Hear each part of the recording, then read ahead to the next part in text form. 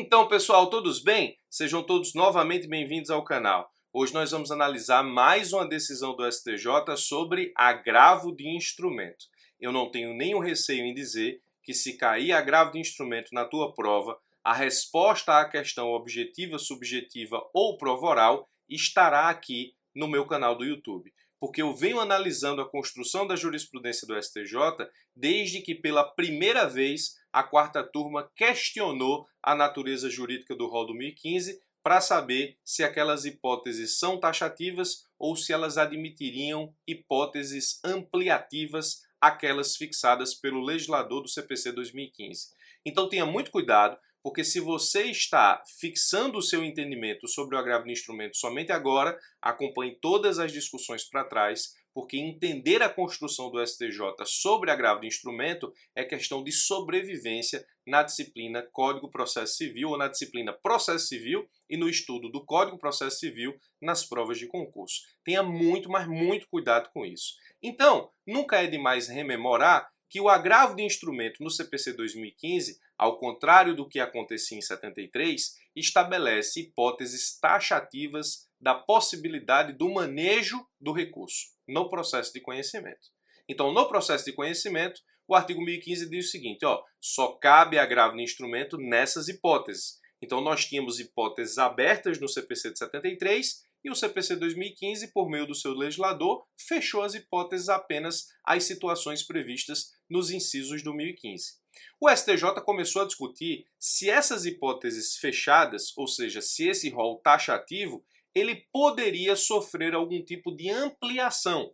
E nessa discussão sobre a natureza jurídica do rol, o STJ chegou à conclusão de que o rol nasceu taxativo, mas que existem situações que merecem agravo de instrumento imediato para além das hipóteses do rol. Dizendo isso, o STJ fixou a tese 988, que na verdade é a tese da taxatividade mitigada, que diz o seguinte: o rol do 1015 do CPC é de taxatividade mitigada, por isso admite a interposição de agravo de instrumento quando verificada a urgência decorrente da inutilidade do julgamento da questão no recurso de apelação. Na construção da tese, o STJ fixou inclusive exemplos. O STJ disse, se o juiz toma uma decisão sobre o sigilo do processo, a parte pede que o processo seja declarado sigiloso. O juiz vai lá e indefere esse pedido. Esse pedido ou essa decisão interlocutória de indeferimento do sigilo não está nas hipóteses taxativas do rol do 1015. Então, nós temos uma situação que só pode ser renovada via preliminar de apelação. Mas é inútil renovar essa decisão ou devolver ao tribunal recursal a análise do sigilo do processo somente em preliminar de apelação, porque entre a decisão e a apelação o processo é público e pode ser consultado por qualquer pessoa. Então é inútil rediscutir isso somente em preliminar de apelação e essa situação merece urgência ou determina uma urgência que merece o agravo de instrumento de forma imediata. Nesse ponto de vista, ou partindo desse princípio, o STJ fixou então a tese da taxatividade mitigada para dizer que todas as vezes em que uma decisão interlocutória causar à parte urgência e for inútil a sua discussão somente em preliminar de apelação, ela pode, nesse caso, agravar daquela decisão interlocutória, mesmo que não esteja diante de nenhuma das hipóteses do rol do 1015, e com isso o STJ mitiga a taxatividade do rol. Espero que você tenha compreendido. Eu tenho um vídeo analisando todas as teorias criadas pelo STJ para se chegar à teoria da taxatividade mitigada aqui no canal. Perceba que o rol do 1015 estabelece regra para o processo de conhecimento. No processo de conhecimento, só se admite agravo de instrumento nas hipóteses do rol do 1015, ou seja, incisos do artigo 1015, e aí o STJ foi lá e criou hipóteses para além do rol, que é justamente a tese da taxatividade mitigada. Num outro vídeo, nós analisamos o agravo de instrumento na execução. Se o rol do 1015 estabelece hipóteses de agravo de instrumento no processo de conhecimento, no processo de execução, nós temos o tratamento do processo de execução no parágrafo único do 1015. E o parágrafo único do 1015 diz que cabe agravo de instrumento no processo de execução. No parágrafo único do 1015, nós não encontramos nenhuma taxatividade e nenhuma restrição ao manejo do agravo de instrumento no processo de execução. mas nós também vimos aqui no canal que a segunda turma do STJ criou uma restrição ao agravo de instrumento que pela lei não tem restrições no processo de execução. O destaque do recurso especial 1.700.305 da Paraíba no informativo 638 ficou assim: não cabe agravo de instrumento contra a decisão do juiz que determina a elaboração dos cálculos judiciais e estabelece os parâmetros de sua realização. Veja que o casamento STJ-agravo de instrumento é um casamento muito conturbado, quase uma incompatibilidade de gênio, como eu já venho dizendo em alguns vídeos. Na hipótese taxativa, o STJ vai lá e cria hipóteses para além da taxatividade legal, e na hipótese aberta, que é o parágrafo único do 1015 no processo de execução, o STJ vai lá e cria hipóteses restritivas. Então, o que o legislador do CPC disse uma coisa, o STJ foi lá e disse outra, tanto no processo de conhecimento quanto para o processo de execução. Nós temos essa decisão da segunda turma que fixa restrição à utilização do agravo de instrumento no processo de execução, restrição que não tem na originalidade do tratamento do agravo de instrumento no processo de execução no parágrafo único do 1015. O que nós vamos analisar nesse vídeo diz respeito ao agravo de instrumento nos embargos à execução. Embargos à execução, é bom que se diga, subsistem justamente na execução de título extrajudicial. Na execução de título extrajudicial, a parte contrária vai lá e pode, portanto, a parte devedora pode, portanto, apresentar embargos à execução. Antes de analisarmos efetivamente o agravo de instrumento nos embargos à execução, veja comigo a literalidade do que diz o parágrafo único do artigo 1015. Também caberá agravo de instrumento contra decisões interlocutórias proferidas na fase de liquidação de sentença e de cumprimento de sentença, no processo de execução e no processo de inventário. O parágrafo único do 1015 permite o agravo de instrumento de forma ampla no processo executivo, não obstante a decisão da segunda turma que nós vimos, que cria hipótese restritiva. Muito bem, em tese, nós acabamos de ver pela literalidade do parágrafo único do 1015, não há limitação para a utilização do agravo na execução. Em tese, asterisco, por conta da decisão da segunda turma que nós acabamos de mencionar, nós temos um vídeo sobre essa decisão aqui no canal. Agora, no que diz respeito aos embargos de execução, ora, o que é que pensam alguns doutrinadores? Se não há limitação para a utilização do agravo de instrumento na execução, também não há limitação para a utilização do agravo de instrumento nos embargos à execução.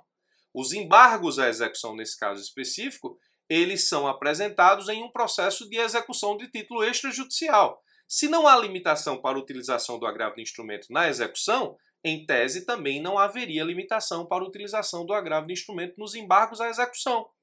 Nós temos um caso real julgado pelo STJ que nós vamos analisar agora. Qual é o caso? O juiz determinou a possibilidade de emenda à inicial em embargos à execução.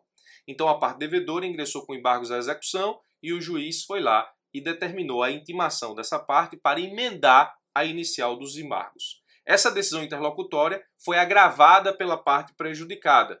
O TJ, responsável pela análise do agravo, entendeu o seguinte: esse agravo não é cabível porque agravo contra decisão que permite emenda inicial em embargos à execução não está no rol do 1015, que é taxativo. E nesse caso específico, você não pode manejar o agravo. O TJ entendeu pelo não cabimento do agravo. A parte, nesse caso, diz: o TJ está errado. Por que está errado?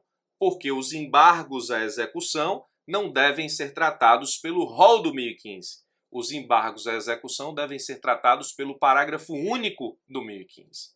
Espero que você tenha entendido a polêmica e exatamente o ponto principal da celeuma. Nos embargos à execução, o juiz decidiu de forma interlocutória para a parte emendar a inicial. A parte contrária, prejudicada por essa decisão, agravou.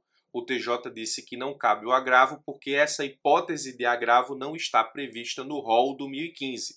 A parte apresentou recurso especial para o STJ, dizendo que, nos embargos à execução, não se deve levar em consideração o rol do 1015, que é restritivo, mas o parágrafo único do 1015, que permite o agravo de instrumento de forma ampla para as hipóteses do processo executivo e, portanto, também deveria abarcar de forma ampla o agravo de instrumento nos embargos à execução. O que o STJ disse exatamente no recurso especial 1.682.120 por sua terceira turma? O STJ disse o seguinte: os embargos à execução não são processo executivo. Os embargos à execução têm natureza jurídica de ação autônoma. Se é a ação autônoma, nós temos então processo de conhecimento. Processo de conhecimento está tratado pelo rol do 1015, que é taxativo, e nesse caso específico não será tratado pelo parágrafo único do 1015, que lá se trata apenas processo executivo. Se o processo executivo admite agravo de instrumento de forma ampla, isso não é permitido nos embargos à execução, que tem natureza jurídica de ação autônoma.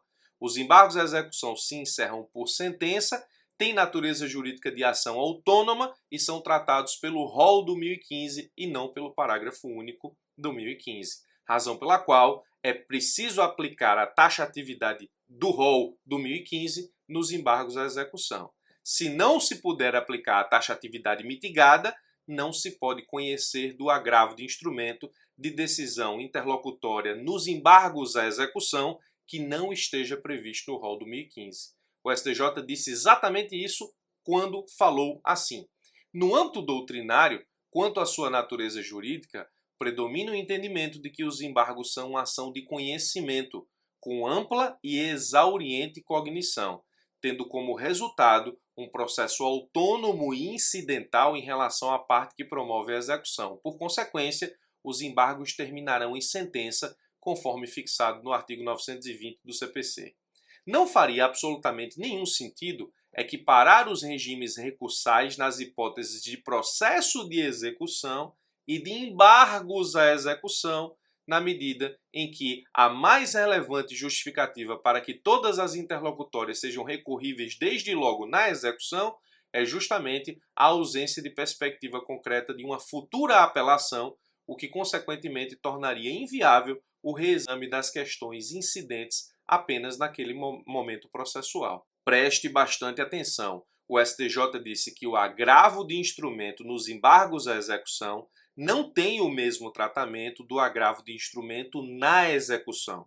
Enquanto que na execução o agravo de instrumento é amplo, asterisco, porque a segunda turma criou uma hipótese restritiva no informativo 638, nos embargos à execução, a hipótese do manejo do agravo de instrumento segue a taxatividade do rol do 1015. Em outras palavras, o STJ disse o seguinte, para os embargos à execução, você aplica o rol do 1015 para as hipóteses de agravo e na execução você aplica o parágrafo único para as hipóteses de agravo. Então, o agravo de instrumento nos embargos não tem o mesmo tratamento do agravo de instrumento na execução. Preste bastante atenção, porque se você não se ligar nessas dicas, você vai perder importantes questões de concurso que trata de agravo de instrumento. Então você tem agravo de instrumento no CPC 2015, o rol taxativo e a sua natureza, a taxatividade mitigada enquanto tese criada pelo STJ, você vai ter uma decisão da segunda turma que cria hipótese restritiva na execução, contrariando o parágrafo único do 1015, e agora você tem uma outra decisão dizendo que o agravo de instrumento nos embargos não segue a regra do agravo de instrumento na execução, mas deve seguir a regra do rol, porque embargos à execução têm natureza jurídica de ação autônoma com cognição exauriente, não segue o parágrafo único, segue os incisos do 1015. Espero que você tenha entendido essa nova decisão do STJ, agora especialmente pela terceira turma, que trata do manejo do agravo de instrumento nos embargos à execução. Eu sei que é muita informação, mas é preciso saber e conhecer para enfrentar as provas, como eu sempre digo aqui nas nossas aulas, nos nossos vídeos, com dignidade intelectual, a fim de ter chances reais de aprovação. Bom, espero ter esclarecido mais essa decisão sobre agravo de instrumento. Fico à sua disposição para dúvidas e questionamentos aqui nos comentários. Eu sou o Birajara Casado. Se você quiser receber mais vídeos como esse, se inscreve no canal, clica no sino que tem aqui embaixo. Todas as vezes que eu subir conteúdo novo, você vai ser notificado por e-mail e também pelo celular. Forte abraço e até os nossos próximos vídeos.